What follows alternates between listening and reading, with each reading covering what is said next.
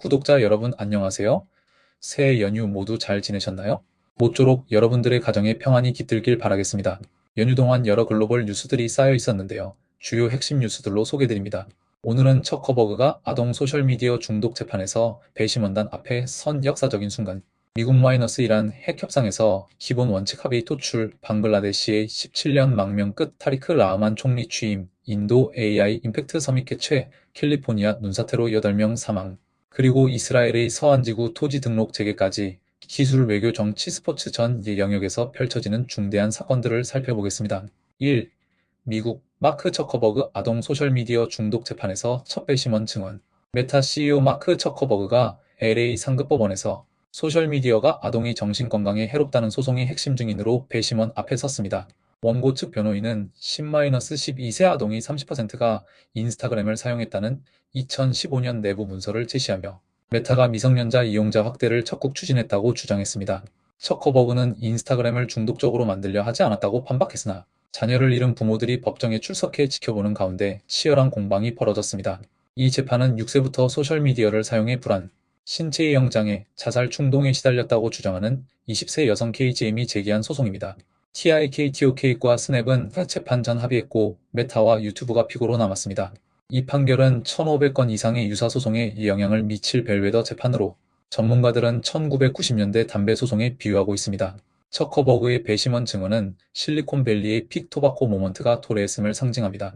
지금까지 섹션 232라는 면책 조항으로 보호받아온 빅테크가 결함 있는 제품으로 책임을 물을 수 있느냐는 근본적 질문이 제기되고 있습니다.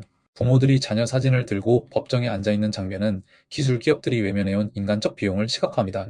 한국도 청소년 소셜미디어 사용에 관한 규제와 플랫폼 책임 논의를 본격화해야 할 시점입니다. 2. 미국 트럼프 이란의 10일 최후 통첩 마이너스 거래 아니면 군사행동. 트럼프 대통령이 워싱턴에서 열린 평화위원회 창립회의에서 이란과의 핵 협상에 대해 앞으로 10일에서 15일 내에 알게 될 것이라며 사실상 최후 통첩을 던졌습니다. 트럼프는 한 걸음 더 나아가야 할 수도 있고 아닐 수도 있다. 거래를 할 수도 있다고 말했습니다. 미군은 이르면 토요일 21일부터 공격 준비를 완료했다고 보도되었습니다. 이번 발언은 19일 제네바에서 열린 2차 간접 협상에서 양측이 기본 원칙에 합의한 지 하루 만에 나왔습니다. 미국은 두 번째 항공모함 전단을 중동에 배치했고 이란은 호르무즈 해협에서 러시아, 중국과 합동 해군 훈련을 실시했습니다. 평화위원회 회의에서 9개국이 가자 채권에 70억 달러 이상을 서약했고 트럼프는 미국의 100억 달러 기여를 발표했습니다. 트럼프의 10일 최후 통첩은 제네바 협상의 진전 발표와 정면 충돌합니다. 외교와 군사적 압박을 동시에 구사하는 전형적인 트럼프식 협상 전술이지만 이번에는 2개의 항공모함 전단과 수십 대의 전투기가 배치된 상태에서 나온 발언이라 무게감이 다릅니다. 육안은 2026년 최고치를 경신했고 호르무즈 해협 봉쇄 가능성이 한국 에너지 안보에 직접적 위협이 됩니다. 향후 10일은 중동의 운명을 결정할 수 있습니다. 3. 방글라데시 타리크 라흐만 17년 망명 끝에 총리 취임. 방글라데시 국민당 BNP 대표 타리크 라흐만이 17년간의 런던 망명 생활을 끝내고 총리로 취임했습니다. BNP는 지난주 총선에서 300석 중 212석을 확보해 압승했으며 라흐만은 취임식에서 민주주의를 위해 희생한 분들에게 이 승리를 바친다고 말했습니다. 노벨 평화상 수상자 무하마드 유누스가 이끌던 임시정부는 이로써 막을 내렸습니다. 라흐만은 전 총리 칼레다 지아의 아들이자 전 대통령 지아우르 라흐만의 아들로 2024년次세대 주도 봉기로 쉐이크 하시나 전 총리가 축출된 후 치러진 첫 선거에서 승리했습니다. 하시나는 15년간 집권하다 폭력 진압으로 수백 명이 사망한 후 인도로 망명했으며 사형 선고를 받은 상태입니다. 이번 선거에서는 국민투표를 통해 총리 2기 10년 임기 제한 등 80개 이상의 헌법 개혁안도 통과되었습니다. 라흐만의 취임은 방글라데시 정치사의 새로운 장을 여는 것입니다. 17년간 부패 혐의와 정치적 박해로 해외에서 지낸 야당 지도자가 민주적 선거로 집권한 것은 국민의 변화 열망을 보여줍니다. 그러나 라흐만은 2004년 하시나 암살, 미수 관련 유죄 판결을 받은 전력이 있어 국내외 신뢰 구축이 과제입니다. 인도와의 관계가 악화된 상황에서 중국이 영향력 확대를 모색하고 있어 한국은 방글라데시의 지정학적 변화를 주시해야 합니다. 4.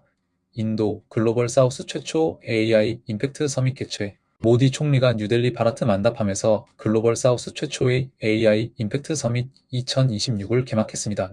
마크롱 프랑스 대통령, 구테우스 유엔 사무총장 등 20개국 이상 정상과 500명의 글로벌 AI 리더가 참석해 AI 거버넌스와 포용적 발전을 논의합니다.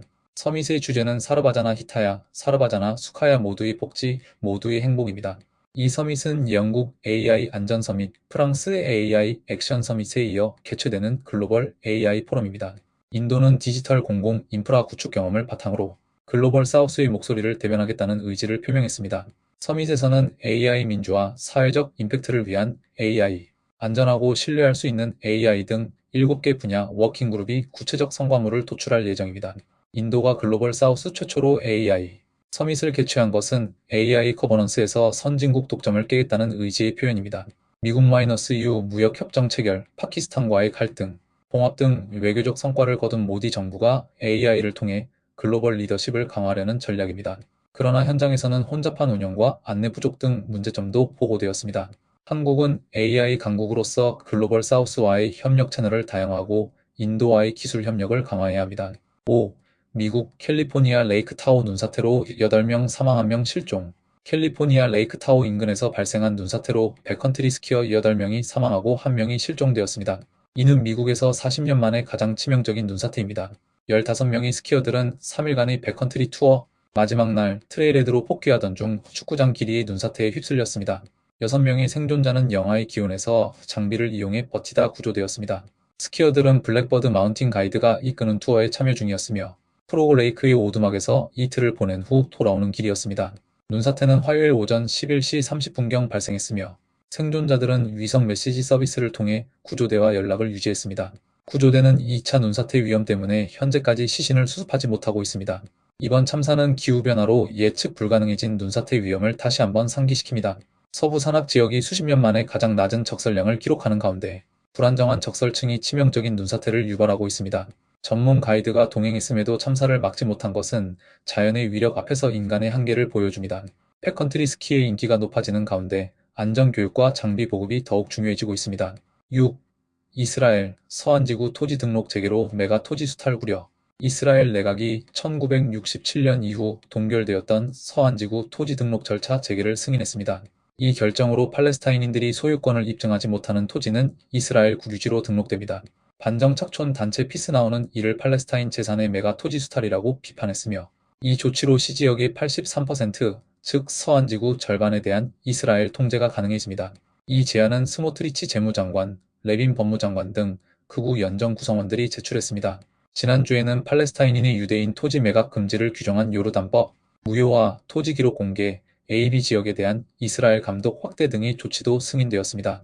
유엔 사무총장은 이 결정을 규탄하며 국제법 위반이자 불법이라고 밝혔습니다. 이스라엘의 토지 등록 재개는 사실상 서한지구 병합을 향한 결정적 조치입니다. 수십 년간의 점령으로 서류를 보존하지 못한 팔레스타인인들에게 소유권 입증은 사실상 불가능합니다. 레빈 법무장관이 모든 영토에 대한 장악력 강화라고 공언한 것은 의도의 명확함을 보여줍니다. 트럼프가 병합에 반대 입장을 표명했음에도 미국이 침묵하는 것은 이스라엘에 사실상 백지 위임을 주는 셈입니다. 국제사회의 실효적 대응 부재는 국제법 질서의 공동화를 가속화하고 있습니다. 오늘도 글로벌 뉴스를 살펴보니 숨이 헉헉 차오르네요. 뒤처지지 않으려면 함께 달려야 하는 시대에 우리 구독자님들에게 항상 최신의 정보와 의미 있는 정보 제공하도록 노력하겠습니다. 좋은 하루 보내세요.